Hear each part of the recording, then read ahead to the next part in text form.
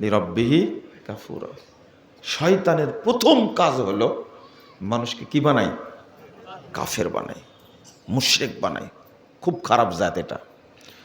2 নম্বর কর্মসূচি হলো শয়তান মানুষকে বেদাতি বানায়। কি বানায়? বেদাতি বানায়। যখন চেষ্টা করে করে করে করে কাফের বানানো গেল না, তখন দ্বিতীয় দফা কর্মসূচি ভালো ভালো বেদাত নিয়ে এসে ওর সামনে দেয়। আল্লাহ বলছেন যুখরুফাল কওল গরুরা, সুন্দর সুন্দর কথা বলবে।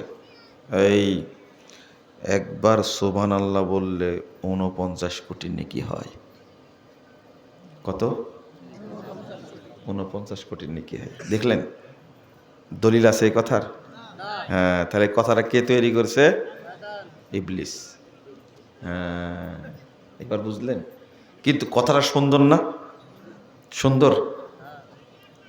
একবার সুবহানাল্লাহ বললে 49 কোটি নেকি হয়, এগুলো বিশাল ব্যাপার।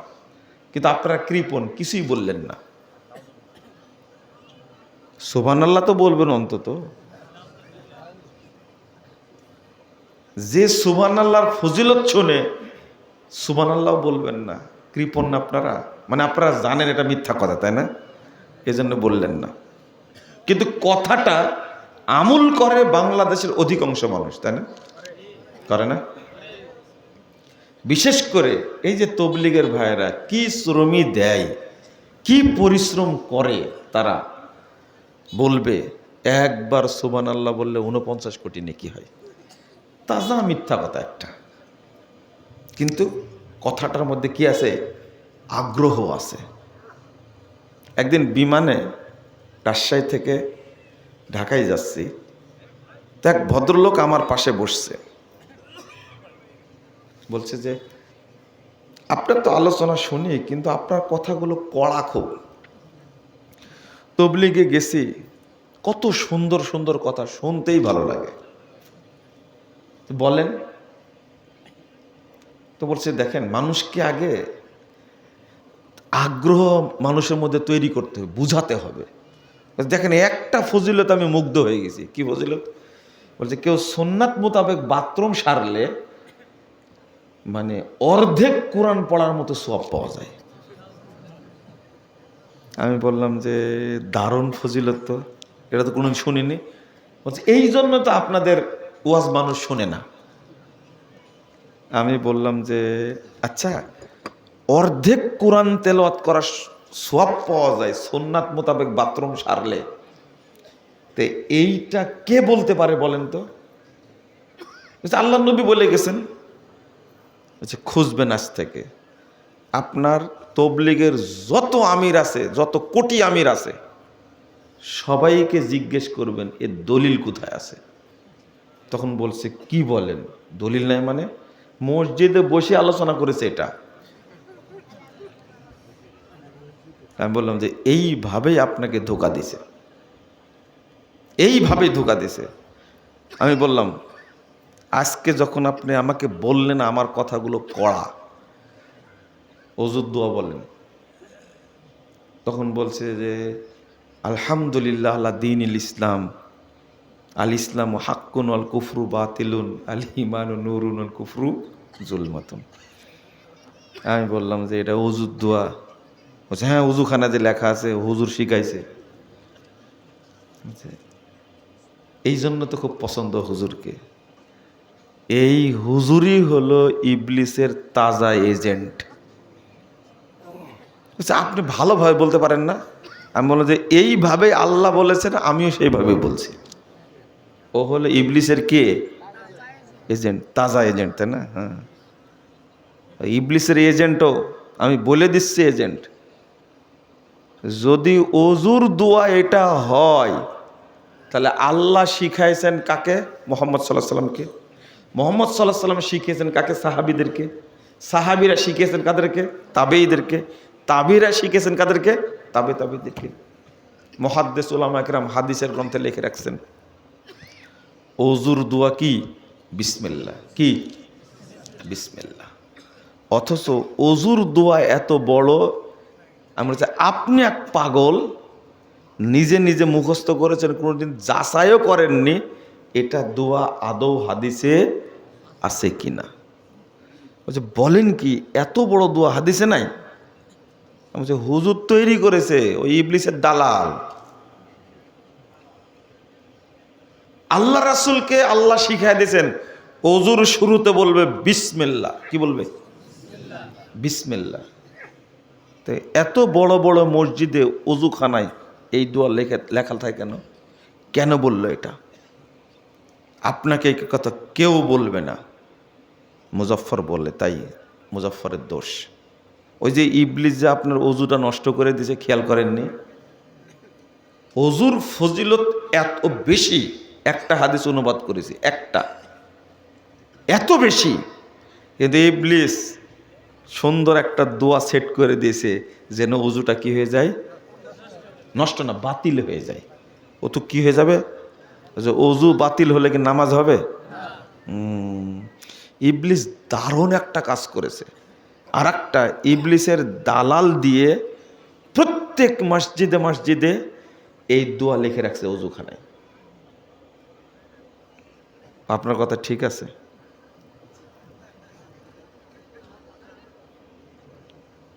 আমি একটু পরে দলিল দিয়ে আপনাকে প্রমাণ দেব, রাগ করবেন না।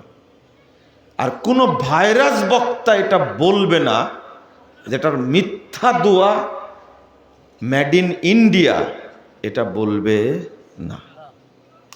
মেড ইন শয়তান, কথা বুঝতে পারলেন? বুঝেন তা না? এটা যে শয়তান তৈরি করেছে এ কথা বলতে কেউ পারবে না। আপনার ভাইরাস বক্তা আপনার কাছে ৮০,০০০ টাকা নিয়ে যাবে, এটা ঠিক আছে, আপনি দিবেন, এটাও ঠিক আছে, কিন্তু ওর সাহস নাই, ওর ক্ষমতা নাই, যেটা দোয়াটা মিথ্যা এটা মানুষকে বলবে, ওর সাহসটা নাই। কারণ বললে তার আলোচনা মানুষ শুনবেও না, তাকে টাকাও দেবে না। কিন্তু আপনি কি আমাকে সেই মনে করেছেন? যতদিন বেঁচে থাকবো ইনশাল্লাহ ততদিন বলবো, মরার আগ পর্যন্ত বলতে থাকবো ইনশাল্লাহ, জেলে গেলেও বলবো ইনশাল্লাহ। কথা বুঝতে পারলেন? তুমি মিথ্যা দোয়া তৈরি করলে কেন? এটা ইবলিস করেছে। কিভাবে করেছে ওটাও বলছি, থামেন। যুখরুফাল কওলে গুরুরা, ধোঁকাবাজি কথা বলছে। যে ব্যক্তি বাইতুল মাকদেসে সালাত আদায় করবে, এক রাকাত সালাত আদায় করলে ৬২,৫০,০০,০০০ নেকি হবে। আবার সুবহানাল্লাহ বলে। কত কোটি? এবার বুঝেছেন ফজিলত, এবার সুবহানাল্লাহ বলেছে। দেখেন গতি আলাদা। বাইতুল মাকদেসে সালাত আদায় করলে নেকি হবে ৬২,৫০,০০,০০০। ফাজাইলে হজের মধ্যে উল্লেখ করেছে, আর বাংলাদেশের দাওয়াতি তাবলিগ বইয়ের মধ্যে উল্লেখ করেছে। কি জানেন কি উল্লেখ করেছে? যে ব্যক্তি মক্কায় কাবায় সালাত আদায় করবে তার নেকি হবে ১,০০,০০০ গুণ বেশি। আর টঙ্গীর মাঠে যে ব্যক্তি পড়বে এক রাকাত সালাত, তার নেকি হবে ১,০০,০০,০০০ গুণ বেশি।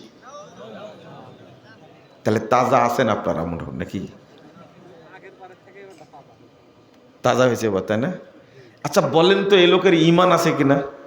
ও কি মুসলিম? কাবার উপরে কোনো জায়গাকে প্রাধান্য দেওয়া যাবে?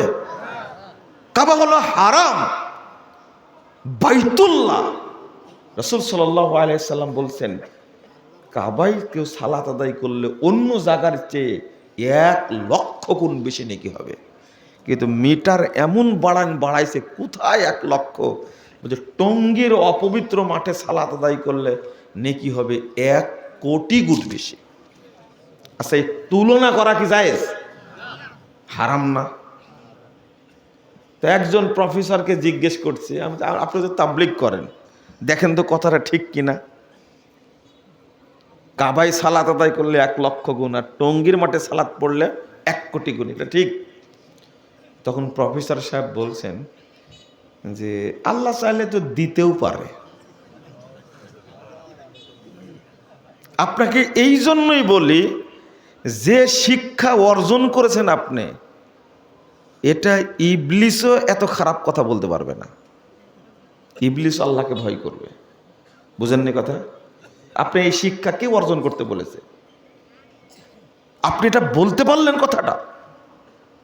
আপনি কিসের প্রফেসর?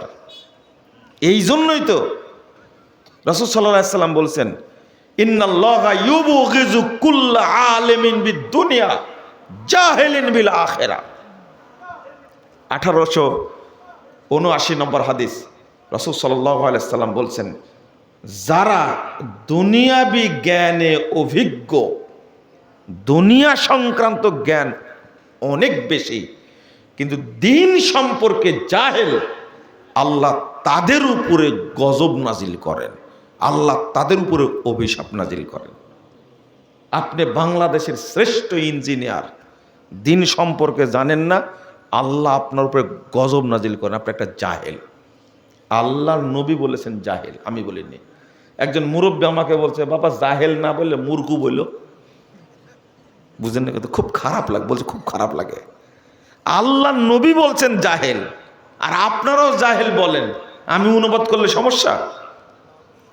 আপনি বাংলাদেশের শ্রেষ্ঠ একজন ডাক্তার, শ্রেষ্ঠ ডাক্তার, হার্টের ডাক্তার। আপনি, আপনার ভিজিট হলো 20,000 টাকা, সিরিয়াল দিতে হয় 6 মাস আগে। কিন্তু আপনি পানি খাওয়ার সময় বাম হাত দিয়ে পানি খান। বলেন তো আপনি আসলে শিক্ষিত নাকি? আপনি জাহেল। আপনার এই শিক্ষার কোনো দাম আল্লাহর কাছে নাই। আপনি বাম হাত দিয়ে চা খান, আপনি অভিশপ্ত তাই খান। এত পড়াশোনা করে কোনো লাভ হয়নি, আল্লাহ আপনার উপরে অভিশাপ করেন বলে আপনি বাম হাত দিয়ে চা খান। ডান হাত থাকতে আপনি বাম হাত দিয়ে পানি খান, বাম হাত দিয়ে আপনি লেনদেন করেন, আদান প্রদান করেন, আপনি তো অভিশপ্ত। তো আপনি শিক্ষা দিয়ে কি করলেন আমাকে বুঝান। আপনি একজন জাজ, বিশাল প্রতিষ্ঠিত একজন বিচারপতি, আপনি এতই জাহেলের জাহেল। আপনাকে যদি বলে যে কুনুতে বেতেরটা পড়েন তো, বেতের কুনুরটা পড়েন তো, আপনি বলবেন যে আমি জানি না। তা আপনার এই শিক্ষা দিয়ে কি লাভ? আর আপনাদের আমরা বলি, যে সমস্ত প্রতিষ্ঠানে বানর তৈরি হয়, ওই প্রতিষ্ঠানে আপনার সন্তানকে পড়ান কেন? একটা লোকের নাম হলো জাফর ইকবাল। তো ওর বাপ মা তার নাম রাখছে এত সুন্দর, কত সুন্দর নাম, জাফর ইকবাল। এই শয়তান পড়াশোনা করে, বিশ্ববিদ্যালয়ে পড়ে, চাকরি করে, গবেষণা করে নিজেই বলছে আমাকে বানর জন্ম দিয়েছে। বুঝেননি কথা? কে জন্ম দিয়েছে? বানর জন্ম দিয়েছে ওকে। তো এই সমস্ত শিক্ষা প্রতিষ্ঠানে যদি আপনার সন্তানকে পড়ান, তা আল্লাহ আগে আপনার উপরে গজব নাজিল করবে। বুঝেননি কথা? প্রফেসর হয়ে তবলিগ করছে, এই জ্ঞানটুকু নাই। আল্লাহ যেন আমাদের বুঝার তৌফিক দান করেন, আমিন। কথা বলবেন না কেউ। এমনি রাত 11টায় আলোচনা শুরু করেছি। ঘুম আসতেছে না? ঘুমানো যাবে না। আমি বুঝাচ্ছিলাম যে শয়তান কিভাবে ধোঁকা দেয় আপনাকে, এইভাবেই ধোঁকা দেয় প্রত্যেকটা। আল্লাহ রাসূল বলছেন 2033 নম্বর হাদিস সহিহ মুসলিমের। এই হাদিসটা একটু মনোযোগ দিয়ে শোনেন তো, এইদিকে তাকান সবাই। কোনো বাদাম খাচ্ছেন না? আল্লাহ রাসূল বলছেন, ইন্নাশ শাইতানা ইয়াহজুরু আহাদাকুম ইনদা কুল্লি শাইইন মিন শানিহি। নিশ্চয় শয়তান তোমাদের প্রত্যেকটা কাজে হাজির থাকে, শামিল থাকে। আপনি প্রশ্ন করতে পারেন যে আমরা এখানে বসে আছি, এখনো কি শয়তান আছে? আছে। ও চেষ্টা করবে এই ফজিলতটা বাতিল করার। কিভাবে? মাজলিস শেষ হবে, বিশাল সমাবেশ হচ্ছে, হুজুর বলছে আল্লাহুম্মা আমিন, আমি শুরু করে দেব। বুঝেননি কথা? এই তো যখনই আপনি মারি দিবেন, সঙ্গে সঙ্গে যা করেছিলেন সব কি বাতিল, সব বাতিল। শয়তান অপেক্ষায় আছে, অপেক্ষায় আছে। আপনি কোরআন তেলাওয়াত করলেন, খুব সুন্দর এক পারা তেলাওয়াত করলেন, তো শয়তান ওখানে নাই? আছে? শয়তান আছে। আপনি কোরআন তেলাওয়াত করার পরে বলে দিলেন সাদাকাল্লাহুল আযীম, যা তেলাওয়াত করে নেকি করলেন গোষ্ঠী সাফ, সাথে সাথে বাতিল। ইবলিস এই কাজ করে।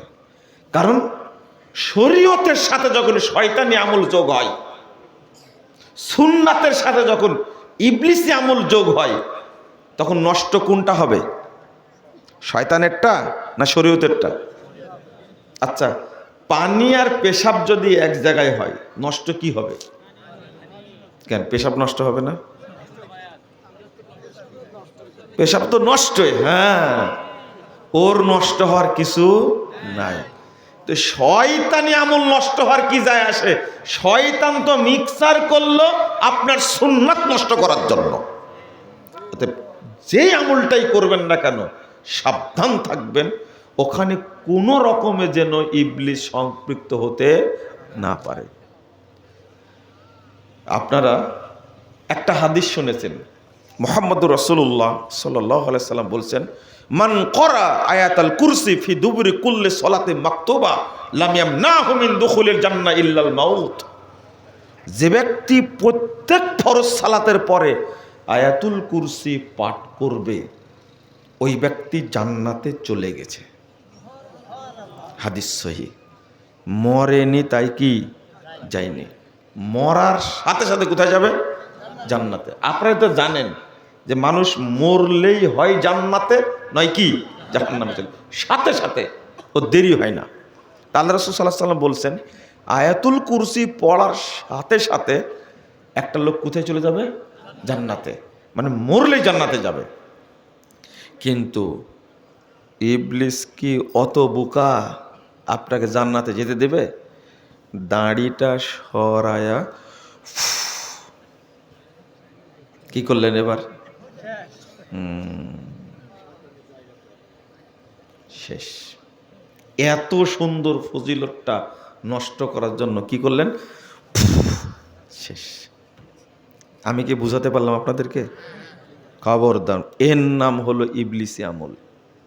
ইবলিস এত খারাপ, আল্লাহ রাসূল ধরে ধরে বুঝিয়েছেন।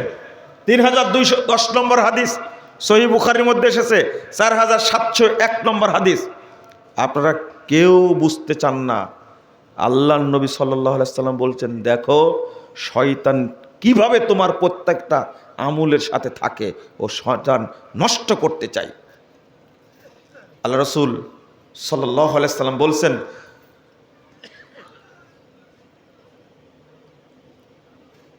ইন্নাল মালাইকা তানজিলু ফিল আনানাই ফিস সাহাব তাজকুরুল আমরা মা কুজিয়া ফিস সামা। আসমানে ফেরেশতারা নাজিল হয় মেঘের মধ্যে, বসে তারা মিটিং করে, পর্যালোচনা করে।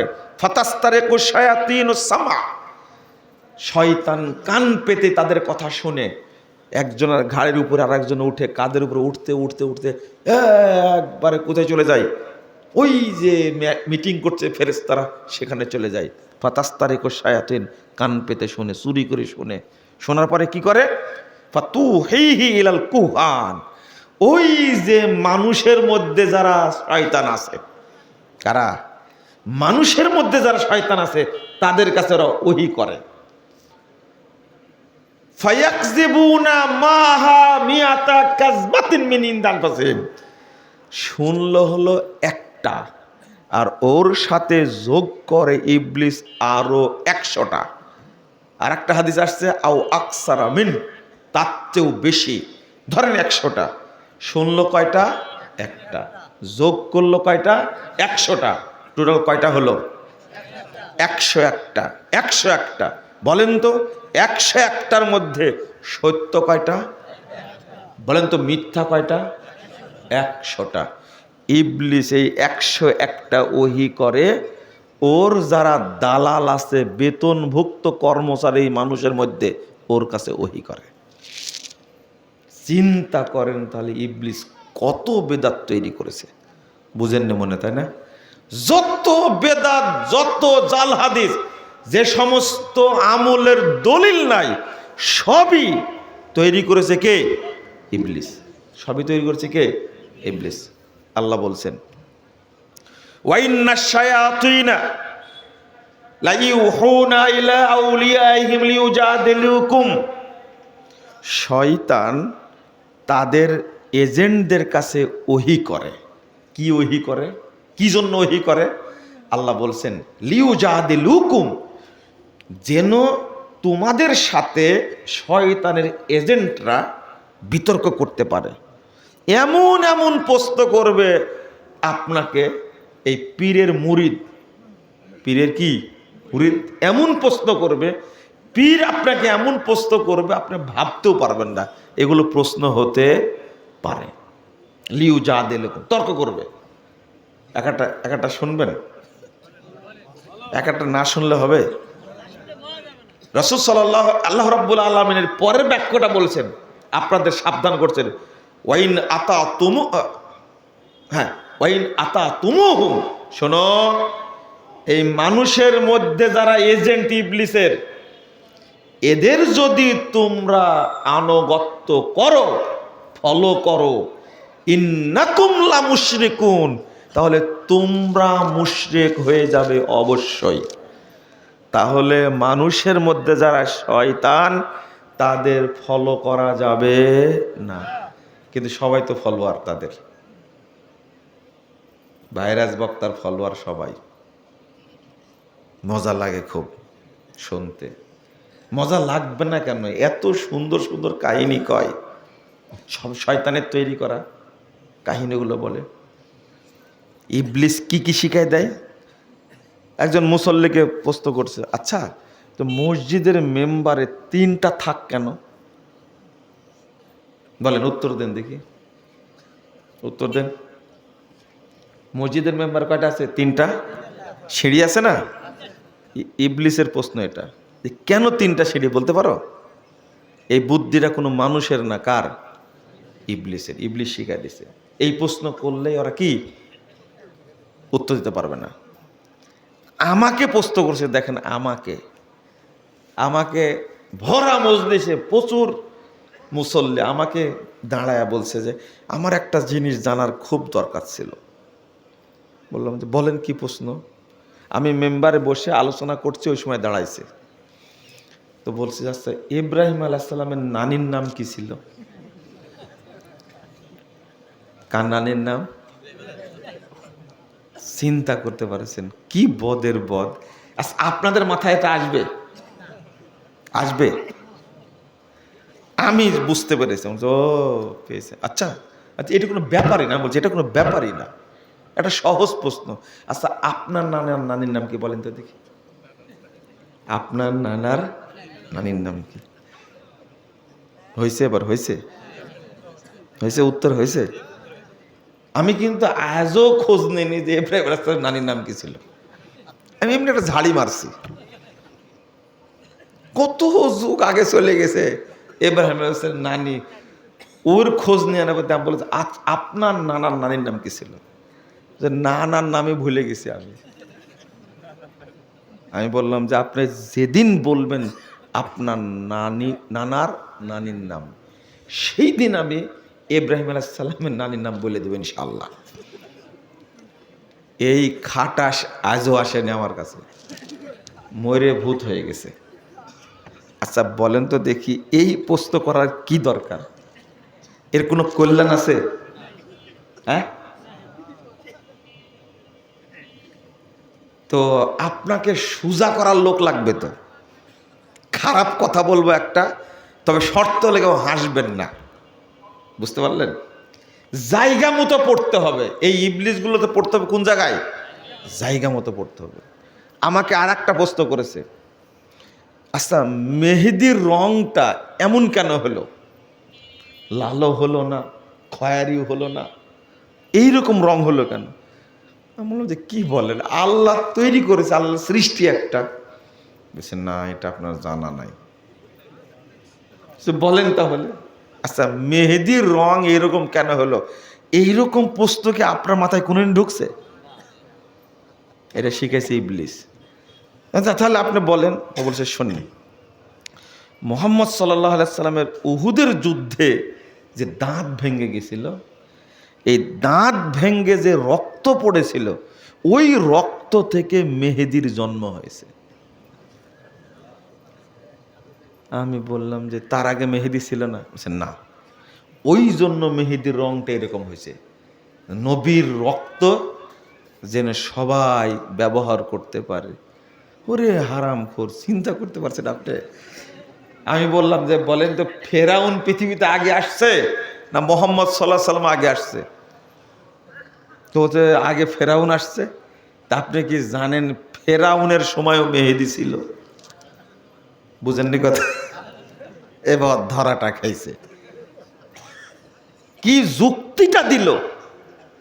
আল্লাহ এমনি বলে দিয়েছেন লিউজাদিলুকুম, তারা তোমাদের সাথে তর্ক করতে চায়, এই জন্য ইবলিস তাদের কাছে কি করে? ওহী করে। আল্লাহ বলছেন এদের আনুগত্য করা যাবে না, করলে তোমরা কি হয়ে যাবে? মুশরিক হয়ে যাবে। আল্লাহ যে বললেন মানুষকে মুশরিক বানায় কে? ইবলিস। মানুষকে কাফের বানায় ইবলিস। এটা তার প্রথম কর্মসূচি। ইন্নাকুম লা মুশরিকুন, তোমরা অবশ্যই মুশরিক হয়ে যাবে যদি ওদের কথা মানো। সানাউল্লাহ অমৃতসরী রাহিমাহুল্লাহ, বিশাল এক মুনাজির, তিনি শুনলেন এক ন্যাংটা পীর, ন্যাংটা হয়ে থাকে, ওকে কেউ বুঝাতে পারে না। গেলেন বুঝাতে গিয়ে বলছে, এই তুই ন্যাংটা কেন? পীর বলছে, আমাকে ন্যাংটা বললে কেন? আমি জন্মদিনের পোশাকে আছি। এই বেকুব, তুই ন্যাংটা নাতে ওইটা কি? তো বলছে এটা আলিফ। কি বলছে? কি করার দরকার বলে তো দেখি, এটা আলিফ। ধরা পড়েছে সানাউল্লাহ অমৃতসরের কাছে। গোলাম আহমদ কাদিয়ানি পারেনি তার সাথে, সেই মানুষ গেছে এই পীরের কাছে। তো বলছে এটা আলিফ, তাই না? ও, এই তাড়াতাড়ি চাকু নিয়ে আই, আলিফ বাঁচাতে হবে, কারণ আলিফে কোনো নুক্তা নাই। এবার কি হবে বলেন তো দেখি? নিয়ে আয়। তোর আলিফে নুক্তা কেন? আলিফে নুক্তা আছে? হ্যাঁ, নুক্তা বাহে আছে, নুক্তা কিসে আছে? তায়ে আছে, ছায়ে আছে। তোর আলিফে নুক্তা কেন? তাড়াতাড়ি নাই, আমরা আলিফ উদ্ধার করব। এবার কি হবে?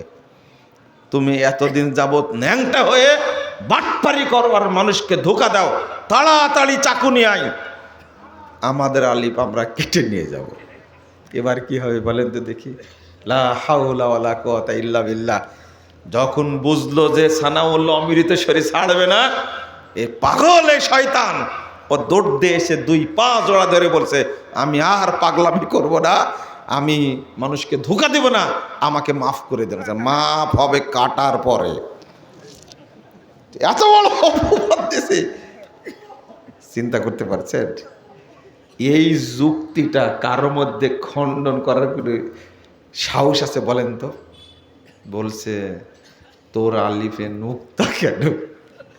খেয়াল করেছেন? এটা তো কারো মাথায় জায়গা মতো পড়েছে। এবার ইবলিস এইভাবেই যত বাংলাদেশে পীর আছে, সমস্ত পীর হলো ইবলিস শয়তানের দালাল, তাজা এজেন্ট। এরা লক্ষ লক্ষ কোটি কোটি মানুষকে ধোঁকা দিয়ে তারা ব্যবসা করছে, ধর্ম ব্যবসা করছে তারা। এরা সব পেট পূজারী। 5ই আগস্টের পরে মাত্র 2-3 ঘন্টার মধ্যে সারা দেশে যত শেখ মুজিবের মূর্তি ছিল, শুধু 1-2 লাখ না, প্রায় মূর্তি তৈরি করেছিল 15 লক্ষ মূর্তি। 4000 কোটি টাকা খরচ করেছে। মাত্র 2-1.5 ঘন্টার মধ্যে সমস্ত মূর্তি ভেঙে চুরমার করে দিয়েছে। আছে নাকি? আছে। কিন্তু তোমরা মাজার ভাঙলে না, এটা আমার আক্ষেপ থেকেই গেছে, আক্ষেপ থেকে গেছে। আগে মাজার ভাঙতে হবে। শেখ সাহেবের মূর্তিকে সামনে নিয়ে কেউ সেজদা করে, এটা আমার জানা নয়, তবে থাকতে পারে। তবে বাংলাদেশে কোটি কোটি মানুষ মাজারে যায়, সেজদা করে, পীরকে সেজদা করে, মাজারে গিয়ে গরু দান করে, ছাগল দান করে, লক্ষ লক্ষ টাকা দান করে, প্রতিদিন কোটি কোটি মানুষ মুশরিক হচ্ছে। আগে দরকার ছিল মাজারগুলো ভেঙ্গে চুরমার করে দেওয়া।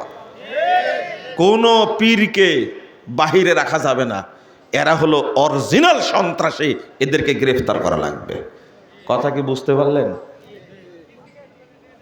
আপনারা বুঝবেন না। এই সমস্ত পীর এরা টোটাল হলো ধোঁকাবাজ, এরা শয়তানের সরাসরি দালাল।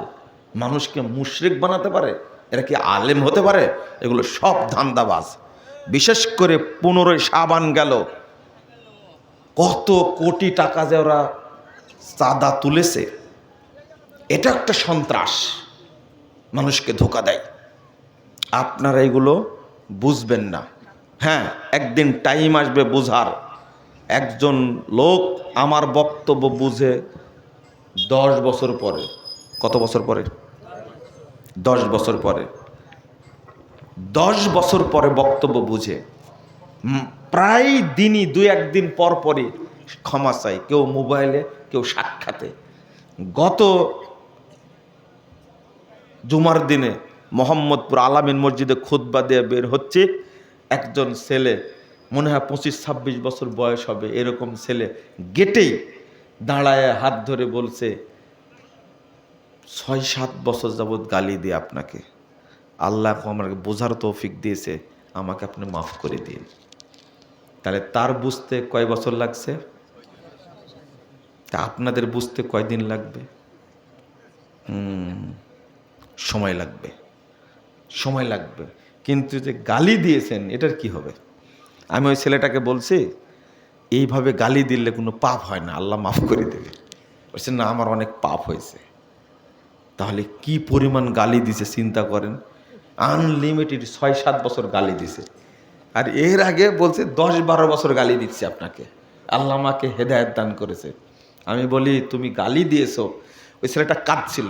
এর আগে যে ছেলেটা একবারে বুকে জড়ায় ধরে নিয়েছে, জড়ায় ধরে বলছে যে আর কোনো পাপ নাই, আল্লাহ পাপ ক্ষমা করে দিয়েছে। কারণ ওই বুঝতে পেরেছে আল্লাহ তাকে হেদায়েত দান করেছেন, আলহামদুলিল্লাহ। ও গালি দেয়, কিন্তু আমি বলি কি, আল্লাহ তুমি তাদেরকে হেদায়েত দান করো।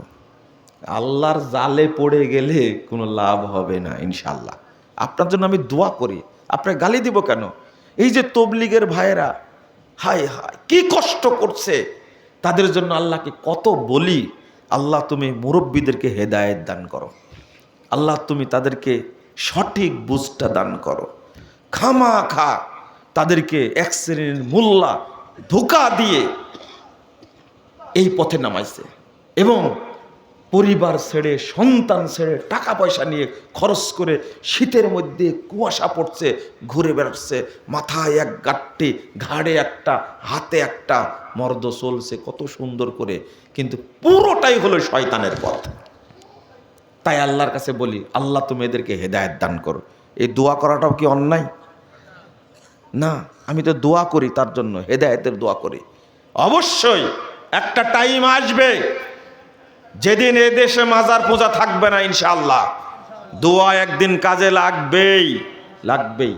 আরে 53 বছর পরে আল্লাহ সিরিয়াকে এই শিয়া মুক্ত করেছেন। বুঝতে পারছেন কথা? কত বছর পরে?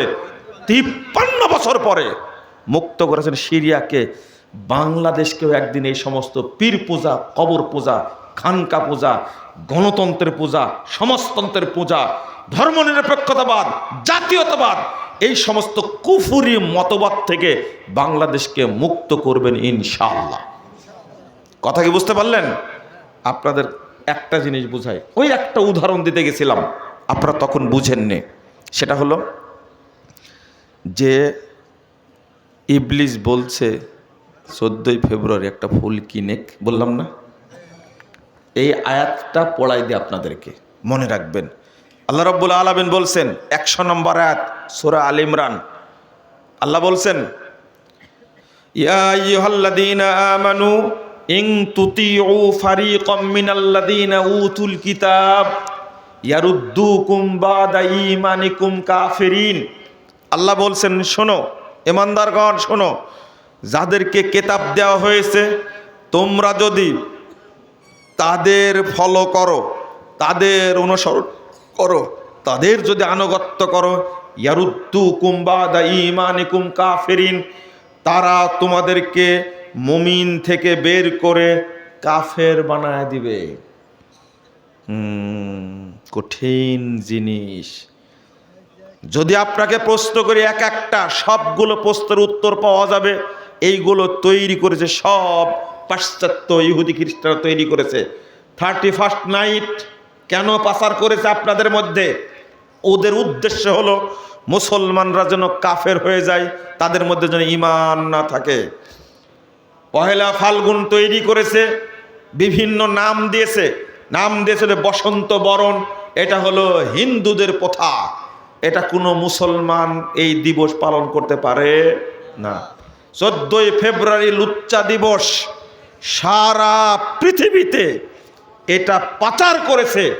বিশেষ করে 95% মুসলিমের দেশে এই লুচ্চা দিবসটাকে পাচার করায়া মুমিনদেরকে তারা কাফের বানাতে চায়। তাদের কি ঠেকা পড়েছে? মুসলিম ভূখণ্ডের মধ্যে গণতন্ত্রের মতো একটা ধোঁকাতন্ত্র, একটা স্বৈরতন্ত্র, একটা খুনতন্ত্র, একটা ধর্ষণতন্ত্র, একটা সন্ত্রাসতন্ত্র, এটা মুসলমান দেশে কেন পাচার করবে? সংবিধান সংশোধন করতে গিয়ে সংবিধান সংস্কার কমিশন বলছে আমরা বাদ দিয়েছি ধর্মনিরপেক্ষতাবাদ, আমরা বাদ দিয়েছি জাতীয়তাবাদ, আমরা বাদ দিয়েছি সমাজতন্ত্র, রেখে দিয়েছে এক খাতা, তার নাম হলো গণতন্ত্র। আমি বলছি এটাও থাকবে না, এই মানুষের তৈরি গণতন্ত্র দেশে থাকবে না। কেন থাকবে? সৌদি আরবের কোনো সংবিধান আছে? সৌদি আরবের সংবিধান হলো কোরআন এবং সুন্নাহ। বাংলাদেশের সংবিধান কোরআন সুন্নাহ হলে কোনো আপত্তি আছে? কেন থাকবে? মানুষের আপনি সংবিধান রচনা করার কে?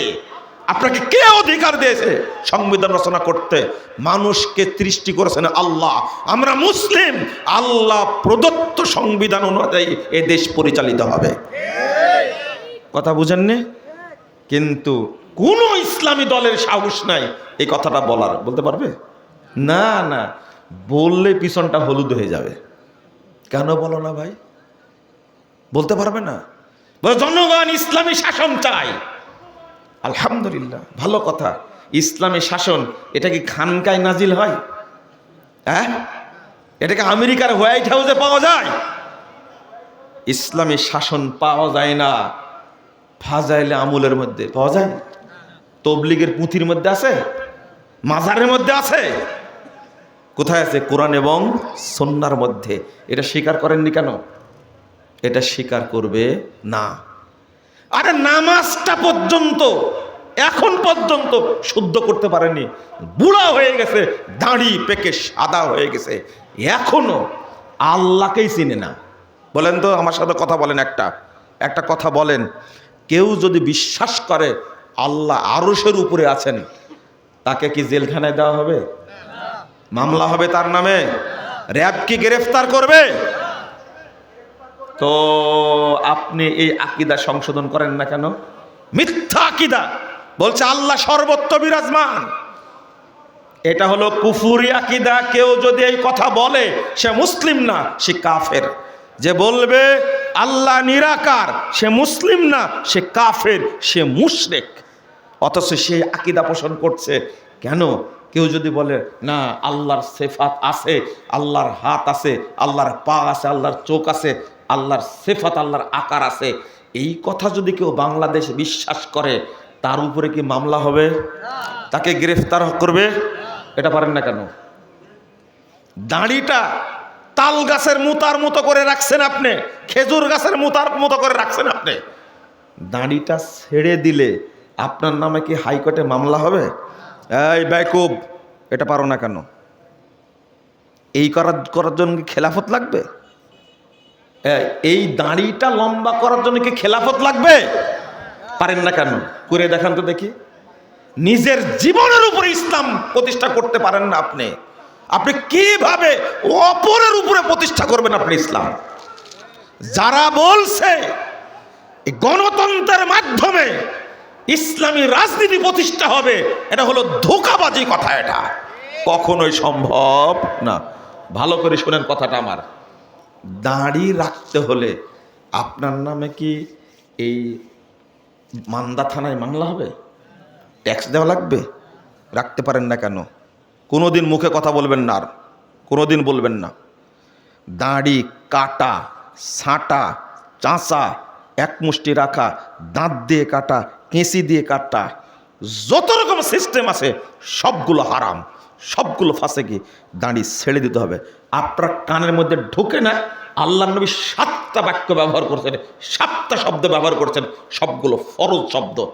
দাড়ি ছেড়ে দেওয়া ফরজ, আপনি কাটেন কেন? দাড়ি রাখলে আপনার উপর মামলা হবে না। আপনার বয়স 75 বছর, এখনো দাড়ি এমনভাবে চাঁচেন, আপনার লজ্জা লাগে না? শরম লাগে না? আপনার কি হায়া বলতে কিছু নাই? দাড়িটাই রাখতে পারেন না আপনি, আপনি সুদ বন্ধ করবেন দেশে? আচ্ছা, আমি যদি ব্যাংকের সুদ না খাই, আমি যদি ব্যাংকের সুদ না খাই, আমাকে কেউ বাধ্য করবে? সেনাবাহিনী বাধ্য করবে? বোঝেন কথা। আমি সুদ খাই না আলহামদুলিল্লাহ, আমি সুদ খাই না আলহামদুলিল্লাহ, আমার সুদের সাথে কোনো সম্পর্ক নাই। আপনি বলেন তো দেখি, আপনি তো নিজেই ব্যাংকে চাকরি করেন, সুদখোর, আপনি একটা হারামখোর একটা। সুদ কত বড় হারাম রে ভাই, কত বড় হারাম সুদ। আপনি চাকরি করেন কেন ব্যাংকে? বাংলাদেশে কয় % মানুষ ব্যাংকে চাকরি করে? আর ব্যাংকে চাকরি করবে অমুসলিমরা, মেথরেরা। বরং আপনি বলতে পারবেন বাংলাদেশে কোনো সুদী ব্যাংক থাকতে পারে না। নিজেই সুদী ব্যাংকের মধ্যে বসা, বুঝেননি কথা? তা আপনি বলেন তো দেখি, কেন ব্যাংকে চাকরি করলেন আপনি? কে বলেছে ব্যাংকে চাকরি করতে? আপনি বাংলাদেশে কোনো ইসলামী ব্যাংক নাই, যাদের মাদার ব্যাংক হলো বাংলাদেশ ব্যাংক, কোনো ইসলাম ব্যাংক থাকতে পারে? আপনি বলেন তো কেন চাকরি করতে গেলেন? কত কোটি মানুষ ব্যাংকে চাকরি করে। আল্লাহ রব্বুল আলামিন যদি 18 কোটি মানুষকে খেতে দেন, আপনাকেও দিবে। আচ্ছা, বাংলাদেশ যারা ব্যাংকে চাকরি করে তারা কি 1 কোটি হবে? 1 কোটি হবে? হবে না। তো বাকি লোকগুলোকে আল্লাহ খেতে দেয়, আপনাকে দিত না খেতে? আপনি চাকরি করতে গেলেন কেন? আপনার বাড়ি হারাম, আপনার চাকরি হারাম, আপনার যত সম্পদ তৈরি করছেন সব হারাম। আপনি ছেলে মেয়েকে পড়াইছেন এই ব্যাংকে চাকরি করার টাকা দেয়া, তাদের উপার্জন হারাম। আপনি কি জানেন? আপনাকে কে বাধ্য করেছে? আপনাকে হাইকোর্ট বাধ্য করেছে এই ব্যাংকে চাকরি করাই লাগবে? এটা পারেন না কেন? এটাকে ছাড়েন। এখানে ছাড়লে কোনো সমস্যা? আপনি আজও অফিসে যান, টাকনুর নিচে প্যান্টটা পরে, আপনাকে কে বাধ্য করলো টাকনুর নিচে প্যান্ট পরার জন্য? হুজুর, তোমার সাথে আমার সাক্ষাৎ হবে, তুমি আমাকে গালি দাও। সাক্ষাৎ হবে আল্লাহর সামনে। আমি কড়া কড়া কথা বলি? টাকনুর নিচে তোমার প্যান্ট কেন আমাকে বুঝাবা তুমি আল্লাহর সামনে কিয়ামতের মাঠে?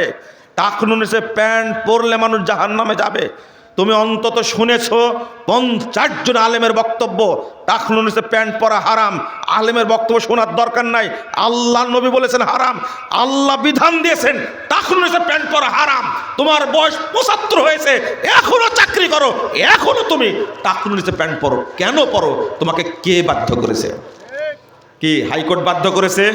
সুপ্রিম কোর্ট বাধ্য করেছে? থানা বাধ্য করেছে? কেন পরো? টাকনুসের প্যান্টটুকু, কুত্তার লেজটুকু কাটতে পারেন না আপনি। আর আপনার দ্বারা এদেশে ইসলাম প্রতিষ্ঠিত হবে? পান্তা ভাত জাল দিয়ে খাবেন। এগুলো সব ধোঁকা, ধোঁকা। আল্লাহু আকবার বলে হাতটা বুকের উপরে বাঁধতে হবে, হাদিস দ্বারা প্রমাণিত। শোনেন, ভালো করে শোনেন। আফসোসে শুনেছি, কথাও শুনেছি। আল্লামা দেলোয়ার হোসেন সাঈদী রহিমাহুল্লাহ জেলখানায় দেখা হলো তার সাথে। দেখা হওয়ার আগে 2013 সালের 25শে ডিসেম্বর তারিখে আমার কাছে একটা পত্র লিখেছিলেন। জাল হাদিসের কবলে রাসূল সাল্লাল্লাহু আলাইহি ওয়াসাল্লামের সালাত, এই বইটি পড়েছিলেন 13 সালে। পড়ার পরে আমার কাছে পত্র লিখলেন, ভুল সংশোধনে সফলতা আছে, ব্যর্থতা নেই, লজ্জারও কিছু নেই। শুনতে পেয়েছেন কথাটা? শুনছেন কি কথাটা? শিরোনাম হলো 9 পৃষ্ঠার পত্র, নিজ হাতে লিখেছেন। ভাষার শিরোনাম হলো ভুল সংশোধনে সফলতা আছে, ব্যর্থতা নেই, লজ্জারও কিছু নেই। লিখছেন এটার মধ্যে। দেখা হলো 14 সালের 7ই নভেম্বর গ্রেফতার হলাম। তখন বাংলাদেশের ক্ষমতায় ছিল বেগম খালেদা জিয়া প্রধানমন্ত্রী, তাই না? হ্যাঁ, হাসান আমাকে গ্রেফতার করবে না, কারণ আমি তো আওয়ামী লীগ। মুখ পোড়া, তোমার খবর আছে। ওই মামলা এখনো চলছে আমার উপরে, হাসেনা নাই কিন্তু, বুঝেননি তাই না? তাহলে মামলা খালেদায় দিয়েছে, এখন খালেদায় চালাচ্ছে নাকি? ভালো হয়ে যান, ভালো হয়ে যান। আমার কথাটা শোনেন ভালো করে। 2014 সালে 7 নভেম্বর গ্রেফতার হলাম। আমি কোনো রাজনৈতিক দল করিনি। আমাকে গ্রেফতার করলো কেন? কেন? জসিমউদ্দিন রহমানের মতন আমাকেও 18 বছর 14 বছর জেলে রাখতে চাচ্ছিলেন। এই গোল্ডেন লাইফ মুজাফফরের ব্রেনটা যেন জেলখানার মধ্যে রেখে পাগল বানানো যায়, তাই না? কত সুন্দর পরিকল্পনা রে ভাই, এত দারুণ পরিকল্পনা। একটা ফালতু হত্যা মামলা আমার উপরে দিয়ে জেলখানায় পাঠানো হলো। কত সুদূর প্রসারী পরিকল্পনা। হাইকোর্টে জামিন নেওয়ার জন্য চেষ্টা করা হয়, এমন মামলা দিয়েছে যে লোকটা হাইকোর্টের ইমাম ছিল। বুঝেননি কথা? কত পরিকল্পনা করে কাজটা করানো হয়েছে। 14 সালে 7ই নভেম্বর জেলে গেছি। 3 মাস 22 দিন একই সঙ্গে বিভিন্ন জায়গায় থেকে ডিবি অফিসে রিমান্ডে রেখে, তারপরে ঢাকা জেলখানায় রেখে, তারপরে দিয়ে দিল কাশেমপুর কারাগারে 1-এ, যেখানে আল্লামা দেলোয়ার হোসেন সাঈদী সাহেব ছিলেন।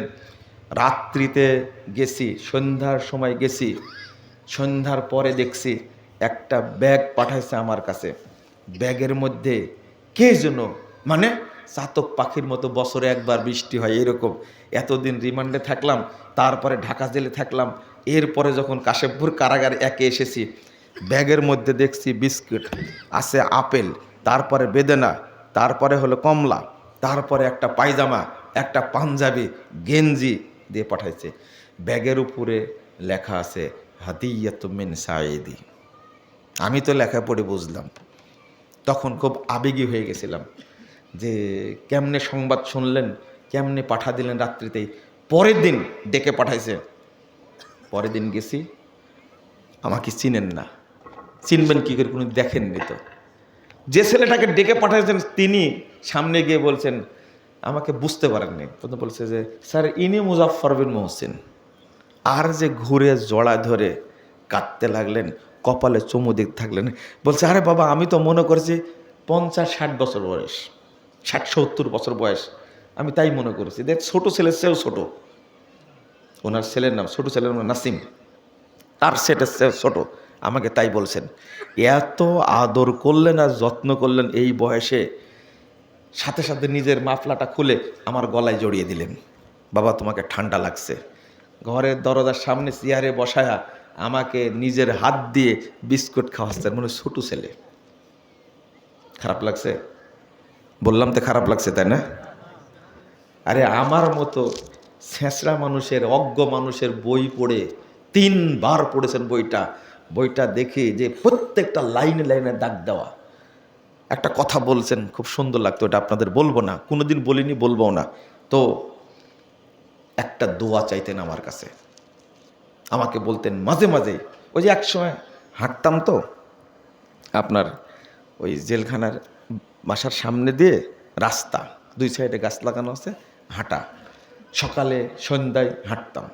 তো মাঝে মাঝে ঘুরে বলতেন, বাবা আমার জন্য দোয়া করবে, আল্লাহ যেন আমার 2 রাকাত নামাজ কবুল করে। কয় রাকাত? 2 রাকাত। 2 রাকাত। আমি বলতাম আল্লাহ আপনার সব ইবাদতই কবুল করুক। না না না, এত বড় দোয়া তোমার কাছে চাই না, শুধু 2 রাকাত যেন সালাত কবুল হয়। আপনি কোনোদিন কথাটা ভেবে দেখেছেন? সাঈদী সাহেব যে শিরোনামটা দিলেন, এই শিরোনামের পত্র তো আপনি শিরোনাম শুনলে আপনার ওযু নষ্ট হয়ে যাবে।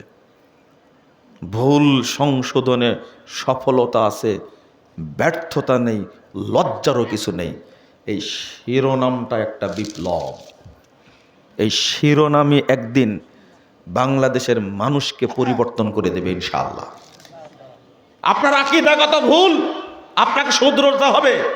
আপনার আমলগত ভুল, আপনার তাওহীদ বুঝেন না, মানহাজ বুঝেন না, সর্বক্ষেত্রে আপনার মধ্যে ভুল আছে।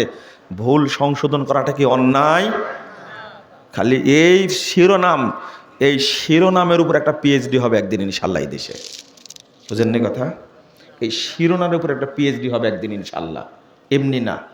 তা আপনি রাখলেন কেন? আপনাকে কে চিনে? হ্যাঁ, আপনি মুরগির খুল্লা পাহারা দেন বসে বসে, আর আপনি গালি দেন মানে? একজন মানুষে বাংলাদেশে জন্মায়নি যে লোকটা তার মতো সারা পৃথিবীতে ঘুরেছে। সাইদি সাহেব যত দেশে গেছেন, অত দেশে বাংলাদেশ প্রধানমন্ত্রী যেতে পেরেছে না, পারেনি। তা আপনাকে কে চিনে? আপনার মধ্যে এত অহংকার কেন? আপনাকে বলেছি যে আপনার আমলটা শুদ্ধ করেন, করেননি কেন আপনি? সিরাতু সাইয়্যিদুল মুরসালিন, সাইদি সাহেবের বইটা পড়ে দেখবেন কি লিখেছেন তার মধ্যে। লা হাওলা ওয়ালা কুওয়াতা ইল্লা বিল্লাহ। আল্লাহু আকবার বলে হাতটা কোথায় বাঁধতে হবে এটা কি হাদিসে নাই? আছে। আপনি শিখলেন না কেন? যদি হাতটা আমি বুকের উপরে বাঁধি, সহিহ বুখারীর হাদিস, সহিহ হাদিস বুকের উপরে হাত বাঁধা। ইমাম আবু দাউদ বলছেন সহিহ হাদিস বুকের উপরে হাত বাঁধা, নাভির নিচে হাত বাঁধা হাদিস জয়ীফ। শোনেন, হাতটা বুকে বাঁধলে সাথে সাথে ইংরেজদের মতো আপনাকে কি গ্রেফতার করা হবে? করেন না কেন? রফুল আয়দাইন করার 400 হাদিস বর্ণিত হয়েছে, 4 শতাধিক হাদিস বর্ণিত, সহিহ হাদিস। আজকে বুড়া হয়ে গেছেন, এখন পর্যন্ত একবারও সালাতে রফল আয়দান করার সুযোগ হয়নি। কেন? সালাতে রফল আয়দান করলে কি আপনার নামে হাইকোর্টে মামলা হবে? করেননি কেন? করেন না কেন? বুঝেন না মনে হয় কথাটা, তাই না? আচ্ছা, খেলাফত প্রতিষ্ঠা দরকার কয়টা জিনিসের জন্য বলেন তো দেখি? বুঝেন না মনে হয়, তাই না? বুঝেননি? সালাত কায়েম করার জন্য আপনার কি খেলাফত লাগবে? উত্তর দেন ভালো করে। বরং সালাত কায়েমের জন্য যদি খেলাফতের ব্যবস্থা করা হয়, তাহলে বাংলাদেশের বহু মানুষ রাসূলের তরিকায় সালাত করতে পারবে না। প্রমাণ দেই। চাঁদপুরের একটা সম্মেলন বন্ধ করা হয়েছে, বৃহৎ একটা সম্মেলন বন্ধ করা হয়েছে। কেন বন্ধ করা হলো? আমি বলেছিলাম বক্তব্যে, আল্লামা মামুনুল হক কি মরে গেছে? সম্মেলন বন্ধ হবে কেন? বুঝেননি কথা? ধর্ম উপদেষ্টা একজন যোগ্যমান শিক্ষিত মানুষ, তিনি এখন উপদেষ্টা, সেই অবস্থায় থাকতে ব্রাহ্মণবাড়িয়ার মসজিদ ভেঙে দিবে কেন? বুঝেননি কথা? ও, ঘাটে ঘাটে সব মনে আছে, ভুলে একটাও যায়নি। প্রফেসর ডক্টর মোহাম্মদ আসাদুল্লাহ গালেব, তিনি কি সন্ত্রাসী ছিলেন? বলেন, উত্তর দেন। সন্ত্রাসী ছিলেন? তিনি কি জিএমবি ছিলেন? 2005 সালে গ্রেফতার করে বৃদ্ধ মানুষ আমার উস্তাদ শেখ আব্দুস সামাদ সালাফি এখনো বেঁচে আছেন, চেয়ারে বসে সালাত আদায় করে। গান্ডাবেড়ি পোড়ায় সেই গোপালগঞ্জ জেলখানা থেকে ধরে নিয়ে আসছে, গাইবান্ধা জেলখানায় নিয়ে আসা হচ্ছে ডান্ডাবেড়ি পড়ায়া। কি বোঝেননি কথা? কারা করলো এটা? কাদের দ্বারা সম্ভব হলো এটা? কেন আব্দুস সামাদ সালাফিকে আলেম মনে হয় না? প্রফেসর ডক্টর আসাদুল্লাহ গালেবকে আলেম মনে হয় না? কেন একজন আলেমকে ইসলামী মূল্যবোধের সরকার দাবি করে এই সময়ে একজন নিরপরাধ মানুষকে জেএমবি সাজানো হয়েছে, একজন মানুষকে সন্ত্রাসী বানানো হয়েছে, আলেমদেরকে গ্রেফতার করা কেন হলো? এটা কি বলা যায় না? আমি কথা কি এমনি বললাম? আল্লামা মামুনুল হক জেলখানায় গেছে, তার পক্ষে কথা বলেছি। কাজী ইব্রাহিম সাহেব জেলখানায় গেছে, তার পক্ষে কথা বলেছে। ও উলামায়ে কেরাম, ডক্টর গালেবের পক্ষে একটা কথা বলেননি কেন? তখন কি মুখে কুলু ফেটেছিলেন? একজন কথা বলেছেন, তিনি হলেন আল্লামা মহিউদ্দিন খান।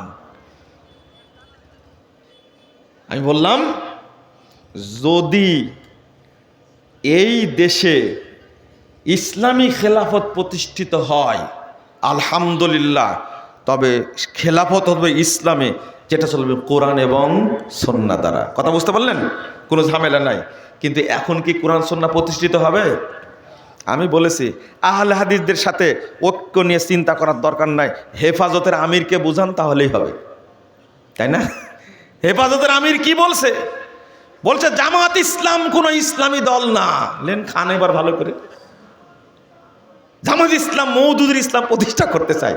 আমরা কোনোদিন এ ধরনের কথা বলেছি? আমাদের অল্প জনগণ কোরআন হাদিস দিয়ে বক্তব্য দিই। যদি ঐক্য হয় হেফাজত আর জামাত, কেমন হবে? ভালো হবে না? করেন না, একটু করেন, ভালো হবে। আর চরমুনায় কি বলছে?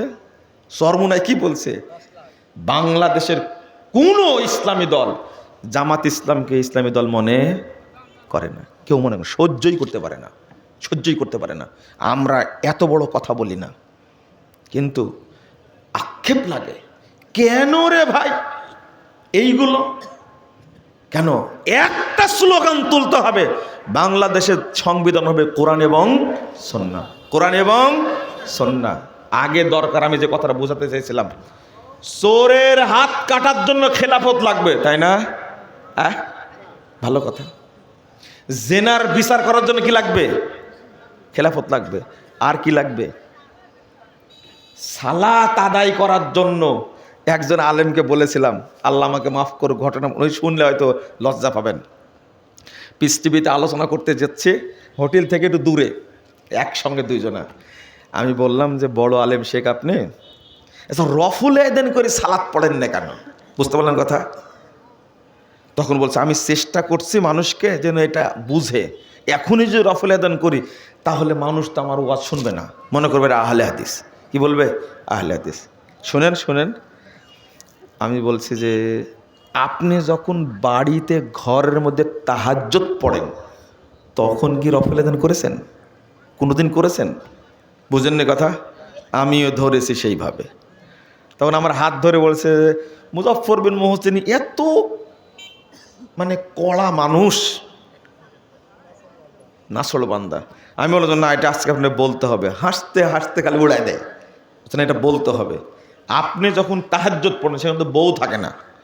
অধিকাংশ যারা তাহাজ্জুদ পড়ে রাত্রিতে তারা কিন্তু নিজের ঘরে পড়ে না, ঠিক জানেন? কারণ তাহাজ্জুদ পড়তে গেলে কাঁদে মানুষ, দীর্ঘক্ষণ সেজদায় থাকে।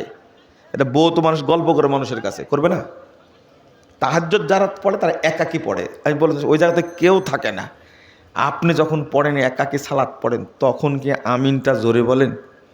কেউ না শুনুক, কোনো মুসল্লি নাই। বলছেন না, মুজফফর বিন মোহসিনের সাথে পারা যাচ্ছে না, আমাদের পারা লাগবে আজকে। আমি ধরেছিলাম কঠিন ধরা, যেহেতু সম্পর্ক হবে না, হবে না। ওইটা বুখারি পড়ানো আর সহি বুখারির উপরে আমল করা এক জিনিস না, অসম্ভব।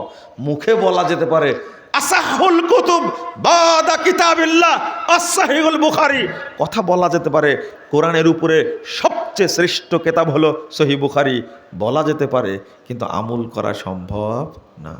আহলুল হাদিসরা সেটা আমল করতে পারে, আলহামদুলিল্লাহ, আলহামদুলিল্লাহ। আকীদার কথা বলেন, তাওহীদের কথা বলেন, টিকবে না। চ্যালেঞ্জ করলাম, একজন বক্তা বলুক তো দেখি, কার মুখে শুনলেন একজন ভাইরাস বক্তা বলছে মাজার পূজা হারাম, কবর পূজা হারাম, মাজারে টাকা দিলে, মাজারে সেজদা দিলে সাথে সাথে কাফের হয়ে যাবে, মুশরিক হয়ে যাবে। এরকম কথা কোনো বক্তার কাছে শুনেছেন আপনি? কেন শুনেন না? বলে না কেন বলেন তো দেখি? শবে বরাতে রাত্রিতে যদি কেউ মাজারে গিয়ে ইবাদত করে সে কাফের হয়ে যাবে, কি কেউ বলতে পারবে? বলে না কেন? গাজীপুরে একটা মহিলাকে মসজিদে নিয়ে ধর্ষণ করেছে, আহলে হাদিসরা প্রতিবাদ করলো, কিন্তু তোমার ভাইরাস হুজুর বলেনি কেন এখন পর্যন্ত? বলো তো দেখি, এই ছেলে বলো তো দেখি, তোমার ভাইরাস বক্তাগুলো বলেনি কেন এখনো? না, গাজীপুরে হিল্লা করতে যেয়ে 1 ঘন্টার কন্ট্যাক্ট দিয়েছে। কয় ঘন্টার? 1 ঘন্টার কন্ট্যাক্ট দিয়েছে। হুজুরের সাথে বিয়ে দিয়েছে, হুজুর মসজিদে নিয়ে গিয়ে এই মহিলার সাথে ধর্ষণ করেছে, 1 ঘন্টা পরে ছেড়ে দিয়ে আবার ও লোকের সাথে বিয়ে দিতে। আচ্ছা বলেন তো, ইসলামে কি এই ধরনের ধর্ষণের বিধান থাকতে পারে? নাও বলছেন, কিন্তু আপনার ভাইরাস বক্তা